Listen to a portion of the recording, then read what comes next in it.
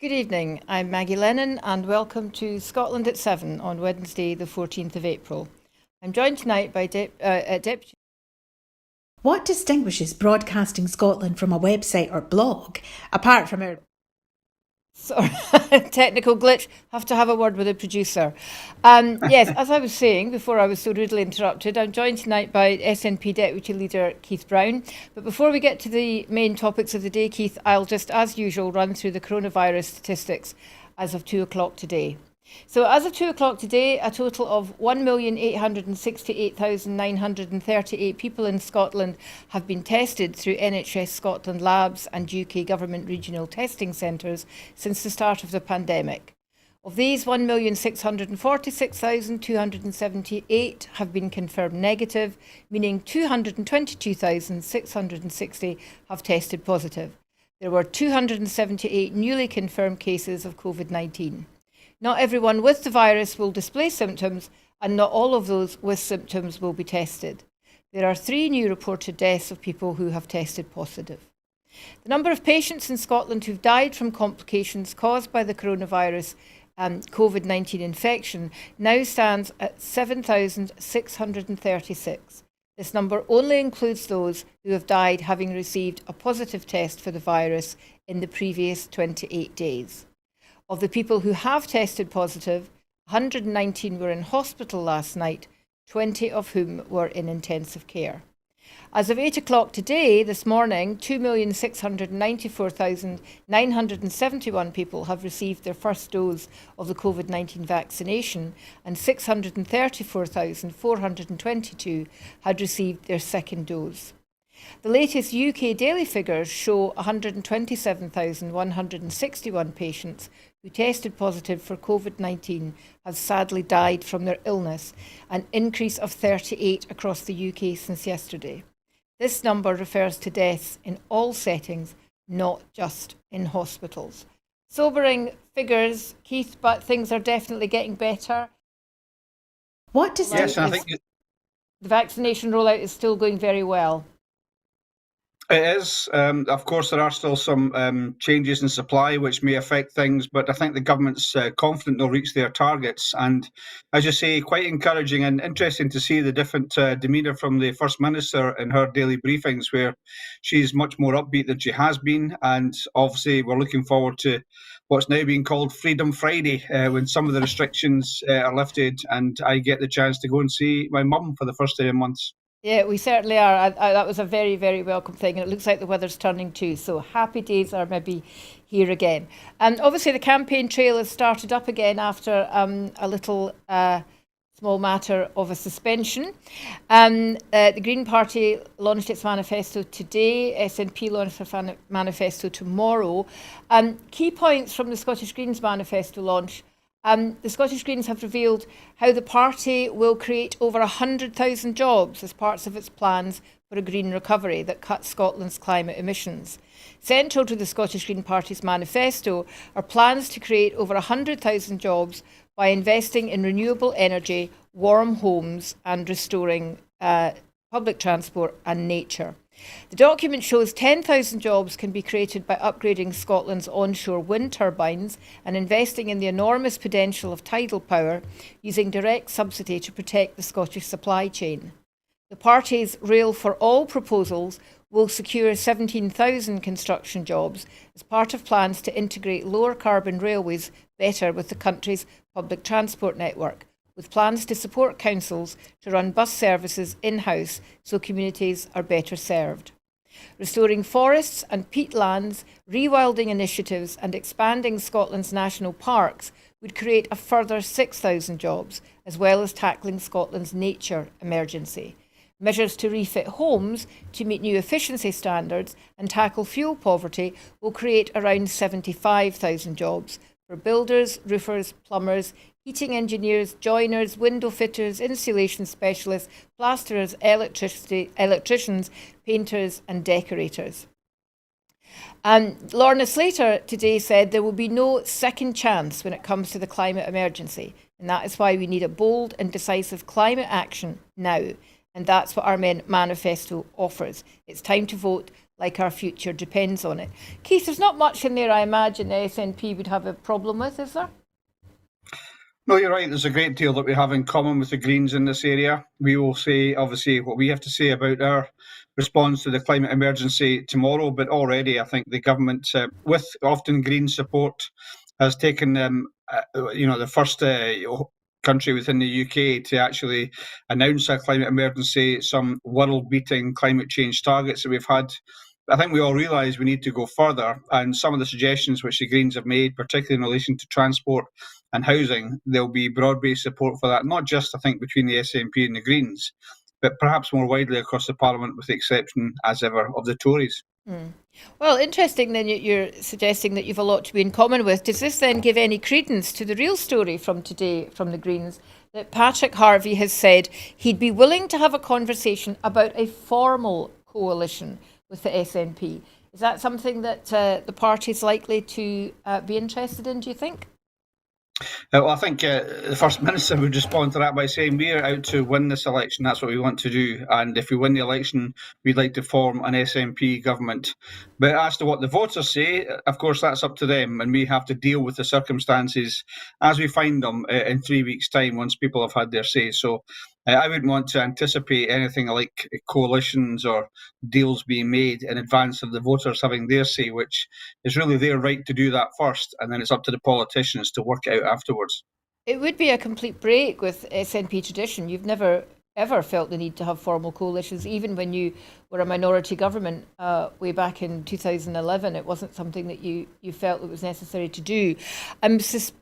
What Patrick Harvie seems to be saying is that if there was a formal coalition, if there wasn't an overall SNP majority, and as you say, we won't know about that for 3 weeks, that it would give more credence to the fact that it was an independent supporting government in order to put more pressure on Westminster.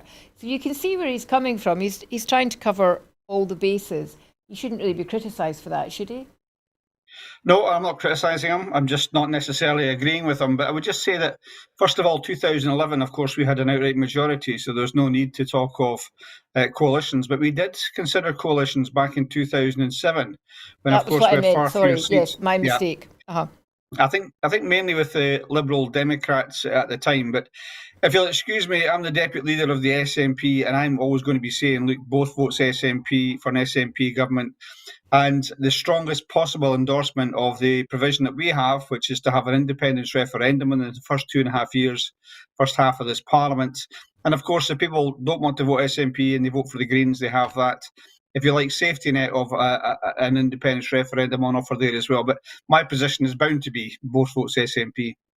One of the other things in the manifesto is that they've proposed a windfall tax on companies that have most profited during the pandemic. And that obviously is a lot of online retailers.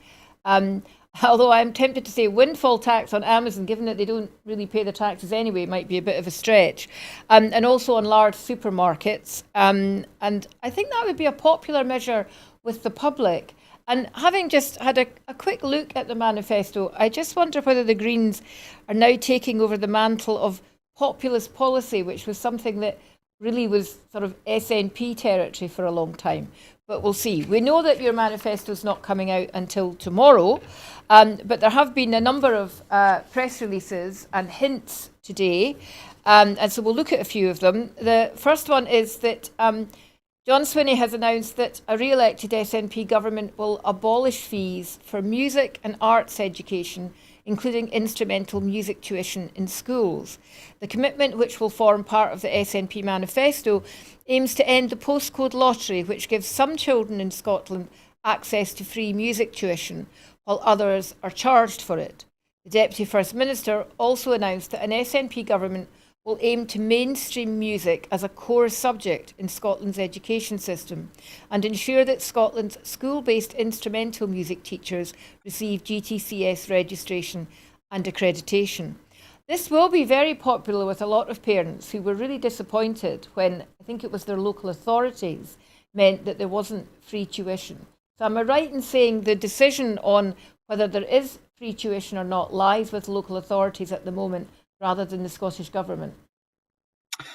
Well, that is true, but I think it's only fair to point out that local authorities, as with the Scottish Government, have been under the cosh of austerity budgets from the UK now for over a decade, and that's what's driven whether music tuition is provided free or at a cost or at all in some cases. So I would not at all seek to blame local authorities for this.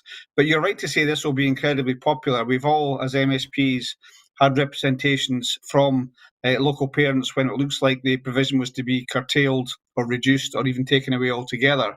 So I think this will be extremely popular, and I think it's the right thing to do because we all know, I think, how much value children get from music, the ability to learn to play music. It just adds a dimension to their education that is otherwise not there. So I think it will be very popular. I'm interested to see, of course, how we go forward with it. The announcement by John Swinney has established the principle that people will not have to pay for this. We'll have to go through the mechanics of that. But I think this is a tremendous announcement, which will be well received, both by councils, I would hope, and also by parents with school-aged children. So given the funding issues in the past, does that mean that the Scottish Government will fully fund this then? So the councils will be given the money to do this? I think that's the point that I'm making, that the details of this will have to be thrashed out, because there's not just the question of the provision, but as you mentioned in your introduction in this item, as to how the teaching provision is also paid for. So I'd imagine it'll be a discussion between COSLA and the trade unions and the Scottish Government to work out the bones of this. But it's the Scottish Government that's made the commitment to this. So the Scottish Government will be contributing towards the financial cost of this. Well, it's certainly encouraging to see the arts put front and centre of a future education curriculum in Scotland. Elsewhere, we expect in the manifesto tomorrow, is Nicola Sturgeon's statement that she is going to set out a revolution in Scotland's childcare system, with wraparound childcare available all year round and free early years education extended to all 1- and 2-year-olds. She announced that a re-elected SNP government will extend childcare to before and after school all year round, with those on the lowest incomes paying nothing, allowing more people to afford to return to work, raising family incomes. Speaking while campaigning in Glasgow, the SNP leader highlighted the huge investment the SNP government is making in early years, including the expansion of free childcare provision to 1,140 hours, which is set to be completed in August this year. And in a further announcement, early years education will be expanded, as I've said, to all 1- and 2-year-olds, with children from low-income households set to benefit first. Okay, so that's a little bit confusing. So what I understand is all 1- and 2-year-olds will be given access to free childcare. There will be extension of before and after school provision in schools. What about children aged between 3 and 5? Are they getting extension? What happens to them? Well, they're covered by the previous announcement and the expansion in nursery provision, so that's unchanged. Right. But I think you do have to look at this in the wider context of other measures which are happening as well. So first of all, I think you're right. This will be extremely well received, in particular by those parents who have children where they can obviously have the school day, but it's either end of the school day that can be very challenging for working parents. That might be alleviated somewhat by the post-pandemic working environment. That may reduce to some extent. We have to know what people are doing in terms of working from home. But that provision, taken alongside what we've already announced in terms of free breakfasts and lunches for school-aged children, and also in relation to the poorest children, those from the poorest backgrounds, the increase in the child payment to £20 per week. I think this begins to represent, and you'll see more of this in the SNP manifesto tomorrow, essentially a wraparound social security blanket being put around people in greatest need in our society. And I think that's a tremendous thing. So this will be well received by parents, and I think it will also add to academic achievement as well, because children being in that learning environment for longer during the course of the day is going to have benefits as well. So a very worthwhile announcement, the details of which, of course, it will come out from tomorrow onwards. Do we have an idea of the timescales on this? Because obviously, as well as providing the extra hours, you need to make sure you've got the extra staff who can fill these increased positions.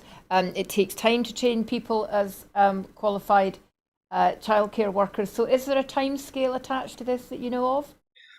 Well, we'll have more on that tomorrow, but I would say that as well as the pressures that you've mentioned, there is, of course, the physical space pressures which you've been wrestling with in the current attempt to expand childcare provision. And that has been impacted, as everything else has, by COVID, where construction for many months was not possible. So those details will be announced either tomorrow or in due course. But I think what's really important, and really the purpose of manifestos, is to establish those headline principles of the things that we intend to achieve, and the details will come at a subsequent stage. Also welcome that there's a focus on low-income families, because that is one of the barriers of after-school care at the moment. It does tend to be quite expensive. So the suggestion seems to be that low-income families would receive that without having to pay where others would. Now that's a bit of a break from the sort of universalism that tends to underpin most Scottish national policy when it comes to support like that. So how is that going to be means tested? How is that going to work? Well, again, that's the detail that will come forward, but the idea of not having a universal benefit is already evident, of course, in the child payment, which is the direct payment, which has been described by the Child Poverty Action Group, or the Roundtree Foundation rather, as a game changer in terms of child poverty. So, and that's not a universal provision. There are not that many provisions which are universal. Universal is good for many reasons. It sometimes means that money goes to those perhaps not in greatest need, but it also means it's very easy to distribute those kind of benefits. But the details on this, as I say, and I'm sorry to have to repeat this, I'm not really able to reveal details of the manifesto tomorrow, so there's one more day to wait for some of those details, other parts of which will follow on after the manifesto launch, obviously. Okay. The SNP today has also announced an ambitious package of measures to reform Scotland's land in a green, fair and responsible way.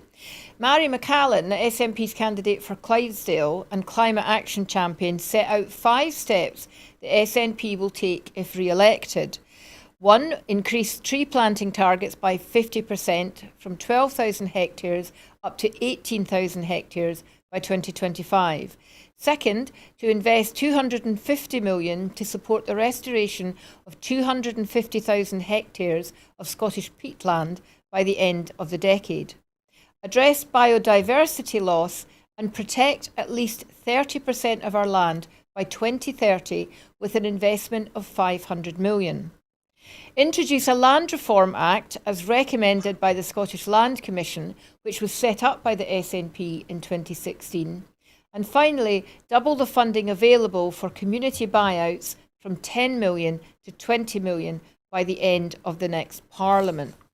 I think the last 2 on that are the really big ticket items. Introduce a Land Reform Act and double the funding for community buyouts. The Scottish Land Commission is generally accepted to be one of the really fantastic things that the SNP have put in place. And the chair, Andrew Thinn, is an extraordinary advocate for land reform.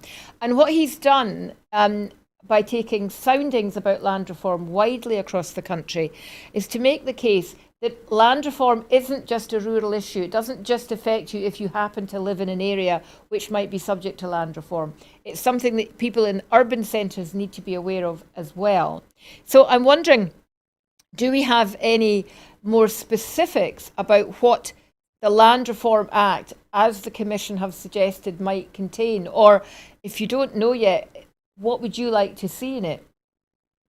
Well, I think what you've seen alongside the Land Reform Commission, you've seen the Community Empowerment Act as well, which allows, whether it's rural or urban areas, for example, say a council is going to close down a facility or a piece of land has become available in the ownership of the council or some other public bodies, where it allows the community to take ownership of that, and it gives them certain rights to do that. And of course, as you've mentioned, the Community Land Buyout Scheme has had, I think the first one was the Ascent Crofters. I could be wrong in that, but there's been some fantastic examples of success. And I think the important thing is here, we in the committee that I was involved on, the Local Government Committee in this Parliament, looked in detail at the Community Empowerment Act. And even one example, which is in the Highlands, of a local community having taken over a former public convenience. But what they did to that, they turned it into a small community facility. It was tremendous, not just because of the impact of the facility itself, but because of the feeling of empowerment. I know it sounds quite an intangible thing, but it was quite clear they suddenly felt much more empowered within their communities and saw themselves as part of it. That very achievement of following that process and taking control over something in their area that was otherwise going to be lost to them. So I'd like to see whatever comes out of this in terms of the Land Commission being reflective of that. It's all very well to offer the rights as the Community Empowerment Act does in terms of purchase of land, although that doesn't have the same backing as the funding which backs that up every time. Often communities have to raise their own funds for that. But these things I think are very important. And the other thing, just to say that one part of Mary McCallan's statement today, which you didn't mention, was the appointments. We will appoint a Minister for Just Transition as another element to that range of initiatives on the environment, which again gives somebody in government that focus, whether it's in relation to oil and gas or other areas, to say we are going to have to move. We're going to move fast, and we're going to have to move radically to make sure we meet the challenges of the climate emergency. But we also have to look after people that are currently employed in industries which are going to have that change. And we have to look after them and their families and their livelihoods, ensure the retraining is there, and it's a just transition from one to the other. So I think that was also a very significant announcement, as well as the one you mentioned about forestry and the one in peatland. Fergus Ewing's been doing a huge amount of work in terms of forestry, and I think these are very significant. And probably, I would imagine, across the UK, unique in terms of the radical nature of these proposals. Yeah, and you can see from some of the things included in the Green Manifesto today, where there are real convergences between the two, that you're pretty in tune with some of those specific issues. When it comes to land reform, though, I think what people kind of really want is they want to know more about tax. They want to know that people who own huge tracts of land in Scotland are paying the right tax. We also want to know who owns the land, and far too much of Scotland's land is held by offshore companies. So I think that's the kind of really radical land reform that we need. There was something that came up in Parliament in October and November last year, and I just wondered whether it was still going to, I believe it was to be brought forward into legislation after the election. And that was Mary Goujon, who was Minister at the time, responded to the Werity review on landed sporting estates in Scotland, and said that Scotland would bring forward legislation after the election to licence sporting estates and regulate sporting estates. And it caused a tremendous furore in the landed community, with quite a lot of SNP councillors in rural areas being really very badly taken to task over it. Some of them threatened with violence, if I'm absolutely honest. It was really shocking. So do you know, is that still the intention, to bring that to Parliament after the election? I was talking to Mary Goujon yesterday. If that's what she said, then that's what she'll intend. But of course, it will be the case that we don't know what the government will be, who will be in the government, who will be the relevant minister. Maybe it'll be Mary Goujon again. But if that's the statement that was made, then the intention is there to follow that through. And you're right to say these kind of measures are always contentious. Some of the things which some people might think are fairly less significant than some of the big decisions that the Scottish Parliament takes, hair coursing, docking of tails of dogs. These things are hugely important to groups of people, and I think it's important that when you do this, you go forward in the way the Scottish Parliament was designed to do, by taking on board all the evidence from those with a direct interest in it, as well as the wider public. So if that's the intention, it will depend on the outcome of the election, obviously, and of course the minister responsible. But the Werity review was absolutely clear that the licensing of sporting estates was something that had big support across Scotland. The Scottish Gamekeepers Association was particularly upset, as I say, and in fact they were so desperate that at one point they actually solicited the help of George Galloway to advocate on their behalf. So how desperate must you be when you ask George Galloway to stand up and speak for you? Because let's face it, he doesn't strike me really as a hunting, shooting, fishing type person, really. But, no, but he's a very big fan of cats, though. He's a big fan of cats. He is a very big fan of cats, indeed. So I don't know whether it's something he's still putting out there as he attempts to get elected in the current Parliament, but who knows? Okay, moving on. Douglas Ross has been accused of being culpable in the destruction of the Scottish fishing industry. He's been accused of that in the demise of the Scottish fishing industry after admitting during the STV Leaders debate that the Tories had not done enough for the sector. The Scottish leader is being urged to issue a full apology to Scotland's seafood industry after he voted for the rotten Brexit deal that has left it struggling to export produce to mainland Europe. Since Scotland was taken out of the EU against our will by the UK government, Scotland's fishermen have reported skyrocketing costs, increased red tape, and reduced catch sizes. The cost of Brexit has not only mounted for the fishing industry, but also for Scotland's exporters and our world-renowned farming and food production firms. The SNP has provided funding for Scotland's fisheries to mitigate the worst impacts of Brexit. Saying that the Tories are complicit in the destruction of the Scottish fishing industries is hardly news, is it? Keith?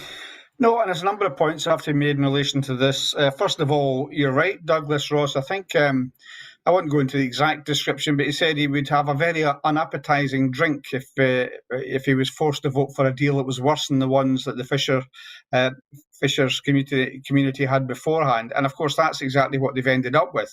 It's also true to say they've pushed this Brexit through with Douglas Ross at the forefront, of course, right in the teeth of the worst part of the pandemic. So this nonsense that you can't consider any constitutional change that they keep on talking about anywhere near a pandemic is undermined by their own actions.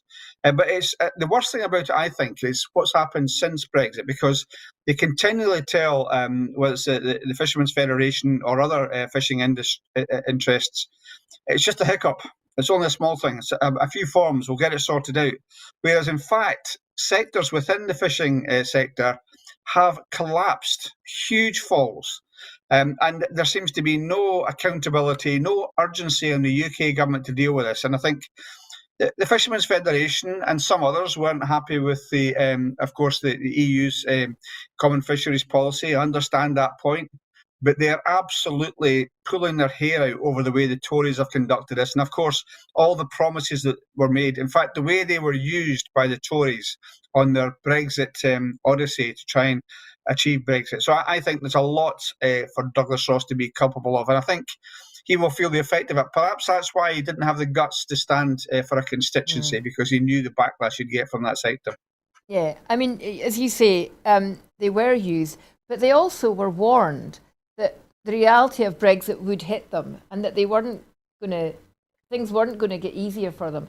And I think in some parts of Scotland, rightly or wrongly, a lot of people don't have an awful lot of sympathy for the fishing industry for that reason, because they were complicit in helping take the UK out of the EU.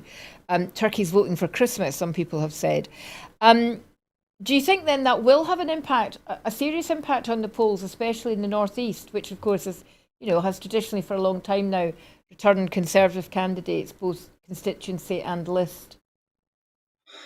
Well, as a campaign director for the SNP, obviously I get feedback from around the country, and I'm hearing quite a bit of background chatter about the way people are disaffected.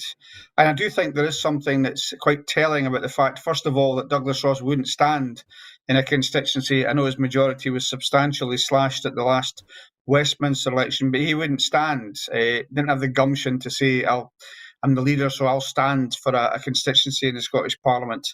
And also, I think the Tories themselves have, if you look at last night's debate, they're talking about list votes. They're not talking about winning constituencies. And I think, certainly in those areas with large fishing communities, and just to correct you a little bit, I do think there were people within the fishing industry that were warning that Brexit was not going to be a great outcome. Even some of those that supported it did think there was a very good risk of a big downside.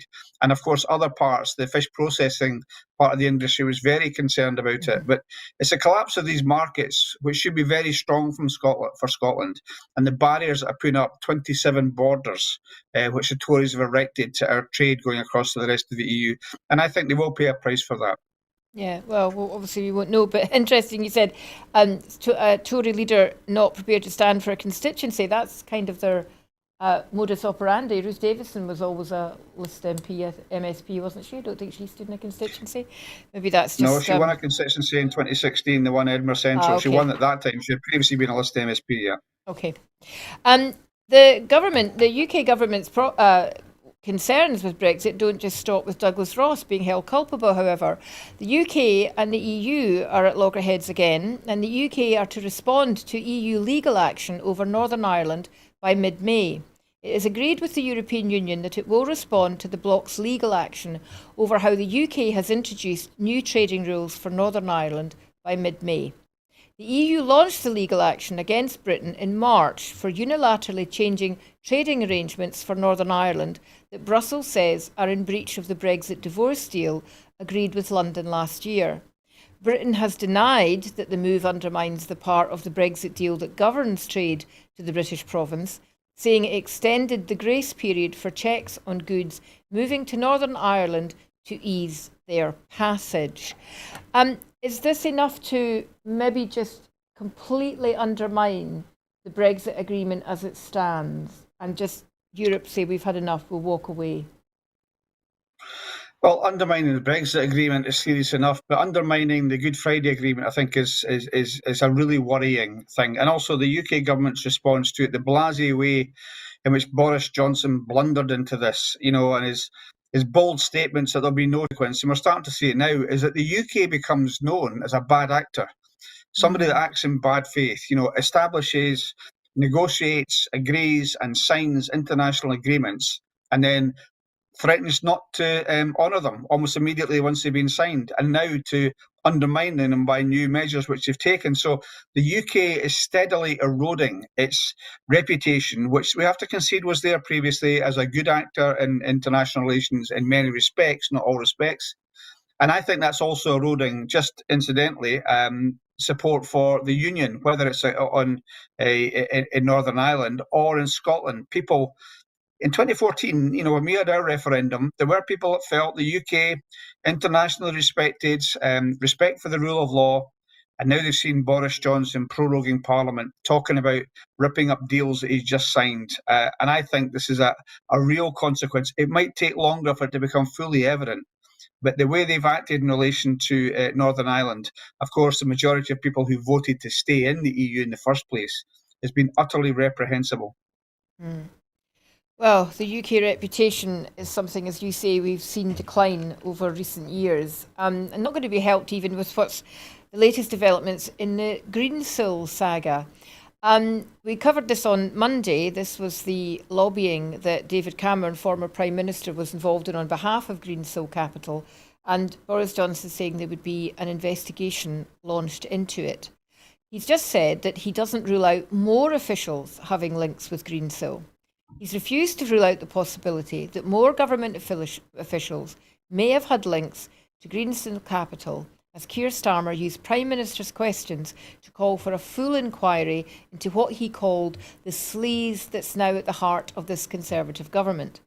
Ahead of a Labour Opposition Day debate calling for a wider review of lobbying and cronyism after revelations that David Cameron texted and called ministers to seek emergency government help for the now collapsed finance company, Johnson said he could not remember when he last spoke to Dave. SNP MP Brendan O'Hara said the Greenhill scandal, the most recent in a long list of Tory cronyism scandals, has revealed the extent of access granted to government departments to firms with close links to the Tory party. David Cameron lobbied the Chancellor and Health Secretary, as well as senior government officials, to try and secure access for Greensill Capital to taxpayer-funded COVID loan schemes. He exchanged text messages with Rishi Sunak on his personal phone and took Matt Hancock to private drinks to discuss financial support for the firm. Cameron was reportedly set to receive tens of millions of pounds through the shares that he held before the company collapsed. Really, the refusal to consider a wider investigation into lobbying is very telling, but I guess we know the reason for that because we kind of know what would be found out, don't we? Well, yes. I mean, it's just stunning to think we're back to this place. If you remember back to the old Neil Hamilton and Cash for Questions that we had in the 2000s, and the various other lobbying scandals that we're aware of, to have somebody who was at the top of the government, the Prime Minister, now seeking to help deals where he will be a massive beneficiary financially. I mean, we're talking about, as you just said, millions of pounds in benefit, I think is extraordinary. Now, we shouldn't be holier than thou on this. The Scottish Parliament's had its own scandals in the past, even from the very start of the Parliament. But we've now got a very stringent lobbying register and set of rules, which I think have been very effective and which Westminster might want to look at. And also, when I was in government or in cabinet, I can't remember, and I may be getting this wrong, but I can't remember any single civil servant that worked both for the government and for a private interest. I mean, it just seems to me extraordinary. So I think it has to be a proper, full, thoroughgoing review, not the hand-picked Boris Johnson review that he's talked about. And it is very serious. And again, this will be one of those relatively slow burner things. But added to it is, of course, the stuff that we've seen in terms of the way that contracts have been dished out. Was it Matt Hancock's pub's landlord was given a contract? Even before COVID, if you think about Chris Grayling's £90 million contract to a company for ferries that had no ferries, and so on. So I do think there are real questions that have to be answered. And to be honest, not that I think they'll take my advice, but the best thing they can do is have a completely thoroughgoing review and establish new procedures, perhaps like the Scottish Parliament's register, lobbying register, and clean up their act. If not, this will bedevil them for years to come. So the register came about because of the Lobbying Scotland Act in 2016, is that correct? And I understand that it was meant to be going through a bit of a review last year. There was a call for a public consultation to see how it was doing. 2 years after it was brought into law. Did that happen, Keith, or was it postponed because of COVID? I haven't heard about that. It might be the government would be. I've not been in the government for 3 years, so maybe that's on. But then again, it's a parliamentary initiative as much as anything else. One of the issues around it was the onus is entirely on the individual that's doing the lobbying, not the MSP involved. So if you go and speak to your MSP, the obligation is on you, the company or the interest. And it's very detailed. Even a conversation, a post-it note, these things have to be registered. And I mean, it's a relatively new system, and I try to remember whenever I have my surgery, if it's somebody that's got that kind of interest, to say, by the way, lobbying register, you should check it out and make sure that you're complying with it. So it's probably not a bad thing if it is being reviewed, because one thing in Scotland that we have to do more of is post-legislative scrutiny, where we look at a piece of legislation and see if it's worked as effectively as it could have done. So I don't know what its current status is, but it'd be no bad thing to review it. Yeah, I think the consultation wasn't suggesting that it wasn't working. I think it was about making it easier for people to use, making it more widely known, because I think some people don't know about it. I mean, if it's not what you're involved in, you're not likely to know about it. But I think it is worth pointing out that we do have these different measures in Scotland. And as you say, it might well be something that Westminster could look at. A landmark court ruling today has held that Home Secretary Priti Patel, accountable for failures in ensuring that deaths in immigration detention centres are properly investigated. 2 judges in the Immigration Court ruled on Wednesday that 3 of the Home Secretary's detention policies breached human rights rules and that she could not frustrate or undermine inquiries into these deaths. The ruling relates to 2 friends, Ahmed Lawal and Oscar Lucky Okwurimi, both from Nigeria, who were in Harmondsworth Immigration Removal Centre when Okwurimi was found dead in his cell on the 12th of September 2019. Lawal proved to be a key witness, but the Home Office tried to deport him 5 days after the death before he could provide any evidence. He took the case to the High Court and a judge halted his removal. Lawal gave evidence in person at the inquest in November 2020. The inquest jury found that Okwurimi had died unnaturally as a result of neglect following a subarachnoid hemorrhage which can rupture due to hypertension. His blood pressure reading on the 22nd of August 2019 showed hypertension. The jury found that this reading was not repeated as a result of multiple failures to adhere to basic healthcare policy. Given these opportunities to repeat this basic medical test on a vulnerable person, neglect was ruled contributed to the death. Lawal's legal challenge, which resulted in the ruling, focused on whether the Home Secretary can remove a potential witness to a death in custody before it is clear whether they will be needed as a witness.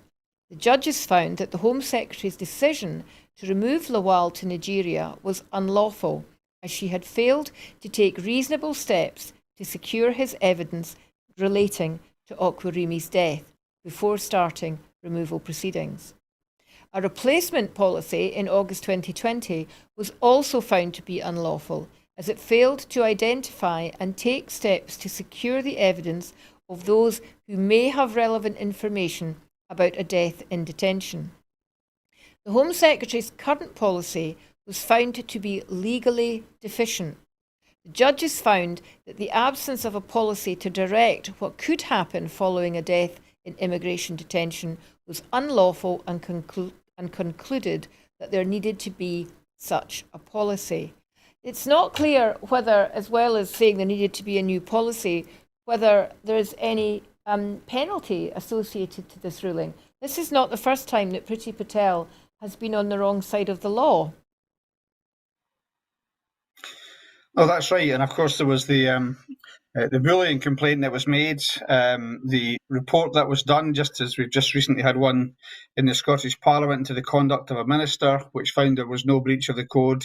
And this one did find there was a breach of the code, and yet it was just brushed to one side by Boris Johnson, which does not give you much confidence. But I do think that one of the unfortunate things over the recent decades is that Tory Home Secretaries are much more worried about being seen to be too light, as they would see it, on immigration than they are about getting in trouble with the law, due process, and the welfare of immigrants. They're much more concerned about whether the party faithful is going to think they're tough enough on immigrants. And I think the judge's ruling on this does to be indicate that in places where, with immigrants, we've seen it in terms of refugees as well. You can also see it, I'm not drawing a parallel, but you can see it with children that are looked after by the state.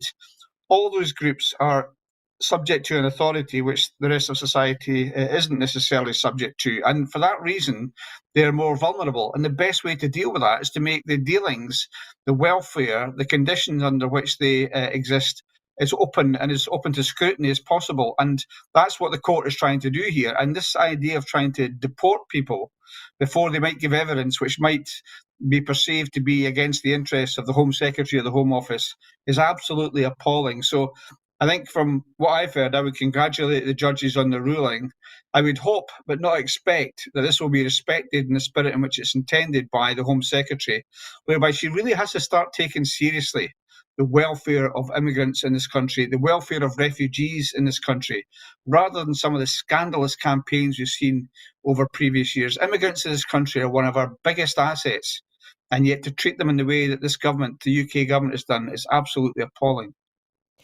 Yes, and as you say, I suspect she'll still be Home Secretary in a fortnight's time or a month's time or 6 months' time, because I don't think that there'll be any move made against her, which is absolutely shocking. Going overseas for a minute, we covered on Monday the increase of Russian troops on the border of Ukraine. It's taken another turn, with NATO becoming involved. NATO has now criticised Russian troop build-up near the Ukrainian border. Russia and Ukraine held simultaneous military drills today as NATO foreign and defence ministers began emergency discussions on a massing of Russian troops near the Ukrainian border. Washington and NATO have been alarmed by the large build-up of Russian troops near Ukraine and in Crimea, the peninsula that Moscow annexed from Ukraine in 2014. And 2 US warships are due to arrive in the Black Sea area this week. Russia, which said the US naval move was an unfriendly provocation and warned Washington to stay far away from the Crimea and its Black Sea coast, says the build-up is a 3-week snap military drill to test combat readiness in response to what it calls threatening behaviour from NATO. It has said the exercise is due to wrap up within 2 weeks. Ahead of the arrival of the US warships, the Russian Navy began a drill in the Black Sea today that rehearsed firing at surface and air targets. The drill came a day after NATO Secretary General Jens Stoltenberg called on Moscow to end its troop buildup.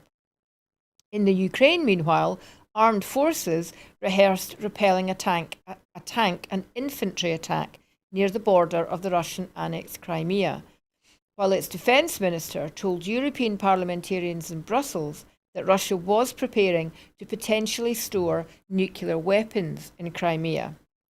The foreign minister provided no evidence for this assertion, but said Russia was massing round about 110,000 troops on Ukraine's border in 56 battalion-side tactical groups, citing Kiev's latest intelligence.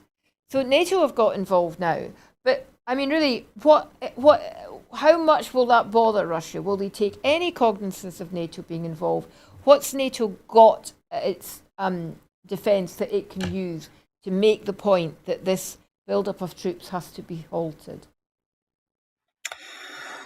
I think Russia will take notice if it believes it's got a credible opposition in NATO. And I think previously in the Crimea, the reaction from the West, if we can call it that, was piecemeal, wasn't united, and Russia, I think, to some extent, exploited that division or lack of resolve.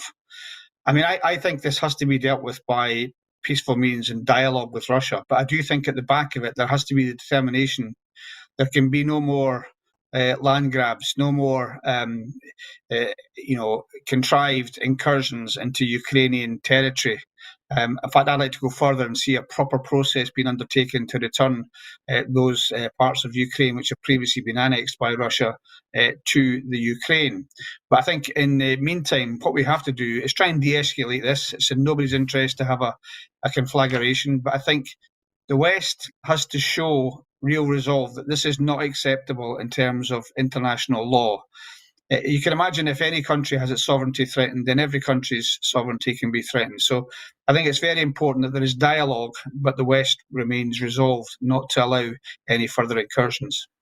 It's kind of interesting because, rather than actually deal with the issue that NATO have raised, that they shouldn't have annexed Crimea in the first place, and they certainly shouldn't be posting troops on the border because of the security issues. Russia have chosen to actually ignore that completely and just turned around and said, well, we're only doing that because you and the Americans are thinking of incursing into our area in the Black Sea, or they've even mentioned the Baltic states as well, which is really very far away from the Crimea. And so they're kind of turning it back on NATO and saying it's all down to you. So it's kind of like a bluff. But surely nobody buys that, do they? I don't think so. And if you look at Russia's behaviour during the decades over the last century, less predictable now, I would concede, than previously. But they have regular excursions into Scottish airspace. I remember when I was in the forces a long time ago, it was all based on game plans of what the Warsaw Pact forces would do. So we trained for 3 months in Norway in case they came over that way. All the exercises in mainland Europe that went on as well. So there is an element of cat and mouse, and of course there's an element of international game playing going on here as well. And of course any state will look to justify its actions by counter accusations, but at the root of it, it's a fairly straightforward situation that the independent of Ukraine is threatened by this. It was threatened previously. There was a lack of resolve, in my view, on the part of the West for various reasons, and I think that lack of resolve will ill serve Ukraine and a peaceful coexistence with Russia, which is what we want to have. And the other side to this, of course, is there are major interests both in Eastern Europe and in Germany for energy supplies coming from Russia as well. And despite that, it was Chancellor Merkel that was the most active in trying to resolve issues last time, despite the fact that her country has a real and vital interest. So I'd like to see the same application that Angela Merkel put in trying to resolve matters last time, put in as a part of a united front by NATO. And I don't give a huge deal of credence to the counter-accusations from Russia. They have in the past, and I think with some justification, been concerned about the integrity of their own borders because of what they saw was the expansion of NATO, and you can imagine how that could be concerning for them, even if it was had no intent behind it. But this kind of forcibly taking back of territories on the pretext of there are some Russians there, we've seen that before in history, and it shouldn't be allowed to happen. Well, indeed, we were saying on Monday that it felt a bit like the annexing of the Sudetenland, and we know how that ended. And certainly many of the Baltic states who have large Russian-speaking populations are concerned that it would be something that he might then try within actual European member states. But Angela Merkel has been back in touch. She's been on the phone apparently regularly to him, but he's just choosing to ignore her. And I do sometimes think that the West is running scared. He's a bully boy, and they're worried about what might happen if they challenge him. And obviously nobody wants to see any more kind of war or anything develop into any kind of coalition of forces, not least because one of the longest running wars that America has been involved in is coming to an end. President Joe Biden announced in a speech at the White House this evening that he plans to end the longest US war and that it is time for American troops to come home from Afghanistan, looking to close the book on 20 years of US military involvement, even as critics warn that peace is not assured. Biden said that all 2,500 US troops remaining in Afghanistan will be withdrawn no later than September the 11th. By pulling out without a clear victory, the United States opens itself to criticism that the withdrawal represents a de facto admission of failure. It is time to end America's longest war. It is time for American troops to come home, he said. September the 11th is a highly symbolic date, coming 20 years to the day of Al-Qaeda's attacks on the United States that prompted then President George W. Bush to launch the conflict. The war has cost the lives of almost 2,500 American service members and consumed an estimated $2 trillion. US troop numbers in Afghanistan peaked at more than 100,000 in 2011. I think the phrase that has kind of upset me most about Joe Biden's announcement isn't that it's time for the troops to come home, but he kept repeating it's time to close the book, as if this was a finished story. And the worry for me is if they close the book, there's going to be an awful lot of people caught up in that story whose lives could turn very tragic and could be at risk. Donald Trump had an agreement that America would pull out in May, and Joe Biden made it clear when he took over as president that the May deadline would be impossible to meet, so he's gone for September.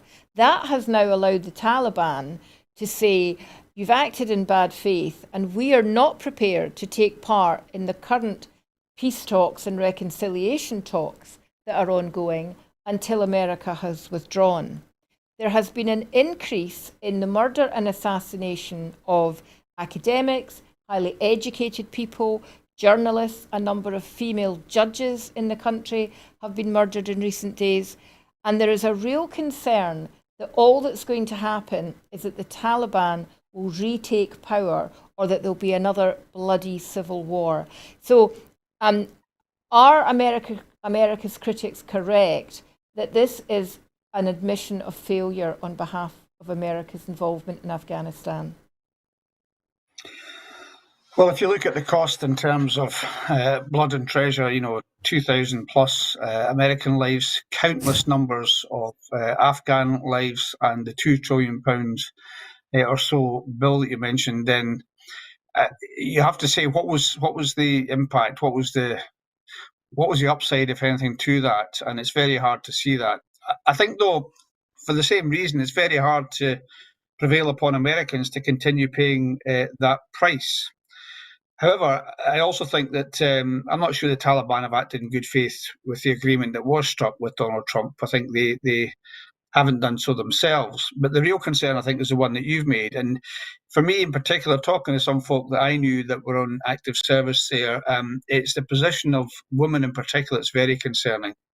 women that had been given some degree of protection, some establishment of their rights, and now see those threatened, even as reprisals for enjoying those rights during the times that the Americans were there. So, given all that, I would much rather see, first of all, I should say, a hasty retreat can be an extremely dangerous thing to do in the first place. If you are going to retreat, you've got to do it in a measured way where you take into account the risks attached to it, and not just to yourself, but to the population that you leave behind.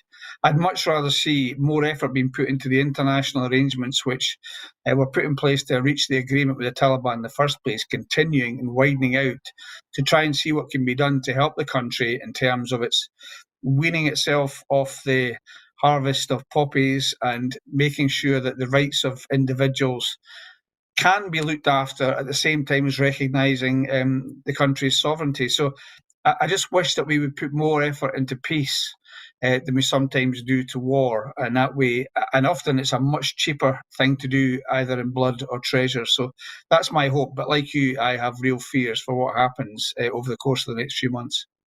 Yeah, a number of international commentators have said that they would have been happier if the United States had applied some conditions to the removal, but they've really chosen not to do that. We were covering earlier in the week the Joe Biden's inaugural budget, and one of the key things about that is that he is not cutting defence spending, but he's not increasing it by very much. I mean, a sort of below inflation 2%. And that's presumably part, although this decision to end troop involvement was taken under the previous administration, you're right, it's difficult to see how America can continue to justify the vast amount of expense that needs spent in order to keep troops in places like Afghanistan when they're facing, like everyone, such a massive rebuilding and requirement for funds because of COVID. And he's deliberately said he doesn't want to give the military really any more money. There are people within the Democratic Party who want to see the defence budget slashed even more.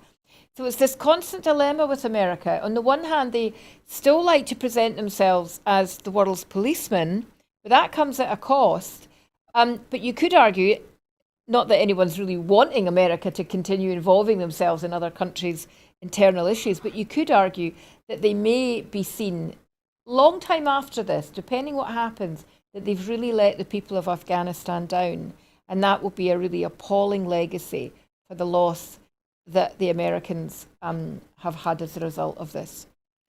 On a slightly lighter note, the Edinburgh International Festival plans to return for 2021 outdoors. It will take place this summer, but will be outdoors for the first time in its 74-year-old history. Organisers have revealed plans for 3 large outdoor pavilions to be installed at locations across the city, including the university's Old College Quad and Edinburgh Park. The third venue has yet to be confirmed. The festival takes place in August, when it's hoped that life may be back to something approaching normality. Festival director Fergus Lynham said they could not programme along those lines. There have been so many cancellations and false dawns. We wanted to make sure we would deliver a festival that we felt was relatively bulletproof. We didn't want to put together a programme that needed optimum conditions because we may not have them. That will mean shorter than normal performances of up to 75 minutes with no intervals. Audiences will be socially distanced and ticketing contactless. Full details of the programme will be announced on the 2nd of June.